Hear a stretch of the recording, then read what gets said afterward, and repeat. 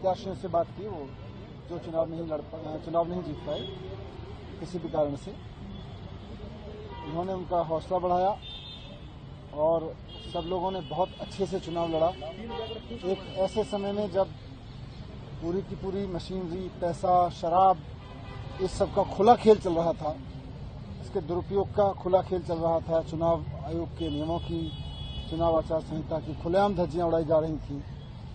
उस सब के बीच इन कैंडिडेट्स ने बहुत शानदार चुनाव लड़ा। ये अपने आप में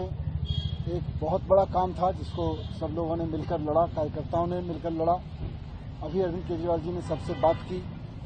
सबके हौसले अभी बुलंद हैं और आगे की चर्चा की कि किस तरह से अब जिस इलाके से चुनाव लड़ा है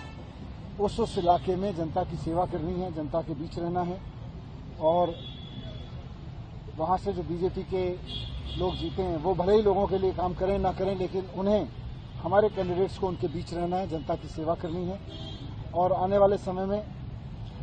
अपने इन कैंडिडेट्स का अनुभव पूरे देश के लिए,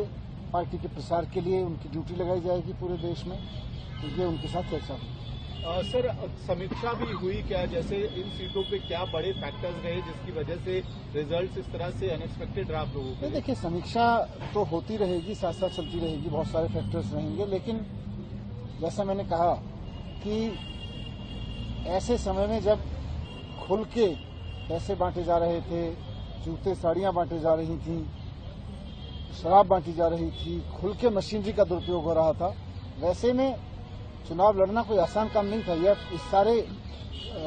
तंत्र ने इस चुनाव को जिस तरह का बना दिया था, उस सब के बीच में सब लोगों ने बहुत अच्छा चुनाव लड़ा और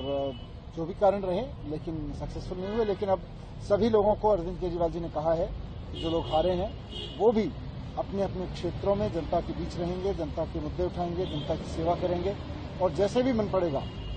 उनको भी इतने सारे लोगों ने सपोर्ट किया है, हजारों लाखों लोगों ने सपोर्ट किया है, जैसे भी बन पड़ेगा जनता की सेवा करेंगे और देश भर में पार्टी के लिए